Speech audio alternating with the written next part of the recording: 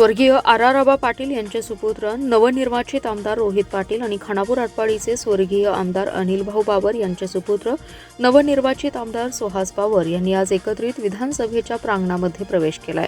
तब्बल 34 वर्षांपूर्वी आबा पाटील आणि अनिल भाऊ बाबर यांनी एकत्रित एंट्री केलेल्या प्रसंगाची आठवण आज ताजी झाली आहे। दोन्ही नवनिर्वाचित युवा आमदारांनी दुसऱ्या पिढीत देखील तोच यारांना जपत आमदार म्हणून विधानसभेत एकत्रित लक्षवेधी एंट्री केली।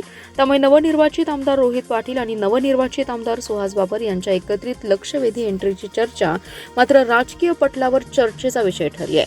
आजच्या या लक्षवेधी एंट्रीचे फोटो सोशल मीडियावर व्हायरल झाल्याने राजकीय पटलावरील भुवया मात्र उंचावल्या आहेत। सन 1990 मध्ये पहिल्यांदा विधानसभा निवडणुकीत तासगाव विधानसभा मतदारसंघातून पाटील आणि तर खानापूर आटपाडी विधानसभा मतदारसंघातून अनिल भाऊ बाबर यांनी निवडणूक लढवून प्रथमच आमदारकीची माळ गळ्यात घातली होती। 15व्या विधानसभेतील नवनिर्वाचित सदस्यांचा आज शपथविधी पार पडलाय।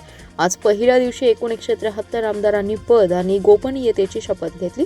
विरोधी पक्षांनी शपथविधी सोहळ्यावर बहिष्कार टाकला। दरम्यान आज एक अनोखा योगायोग सुद्धा शपथविधीच्या कार्यक्रमात घडून आलाय।